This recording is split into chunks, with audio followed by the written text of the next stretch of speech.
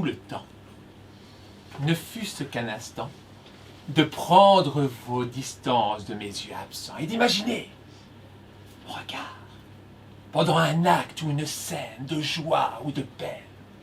Quand un personnage, tout en mystère, aux yeux grands ouverts, me prête son visage.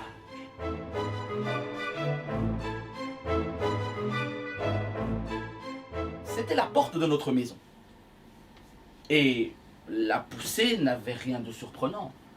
Chaque fois que je sortais pour aller à l'école ou jouer dans la rue, j'y revenais.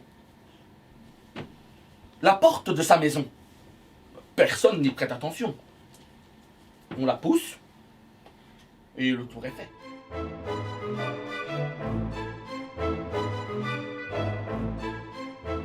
Les fêtes s'organisaient lors de sa venue. En cortège, on la conduisait sur la grande place. Elle entamait alors une révérence cocasse. Alors, le rideau de théâtre se levait sur la palette des petits qui saluaient.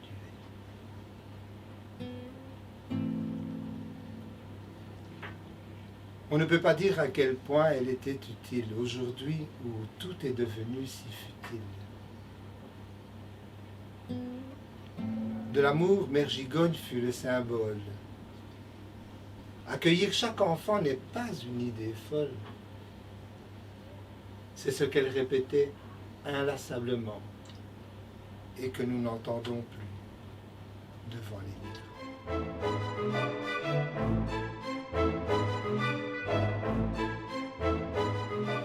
Le jour où j'ai mangé le cheval, j'avais envie de continuer ma route une fois ma faim apaisée. Malheureusement, je n'ai pas pu. J'ai dû m'asseoir.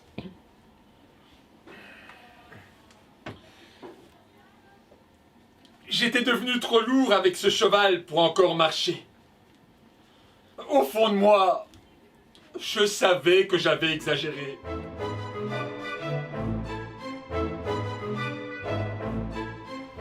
Le monde est un théâtre de marionnettes, où ceux cachés dans l'ombre tiennent les ficelles.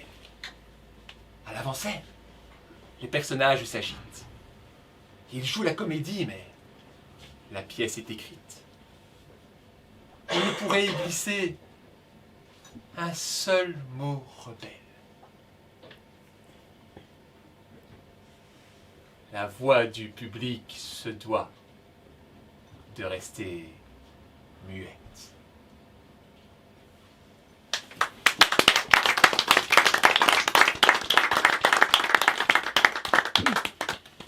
On ne se rend pas compte habituellement à quel point tous les gens qui passent en courant, malgré leur mauvaise humeur et leur front baissé, demeurent sensibles à l'environnement. Le moindre petit détail devient important, car de la grisaille, lui seul peut les sauver. Un sourire traverse la rue devant eux. Les voilà joyeux qui en prennent plein les yeux.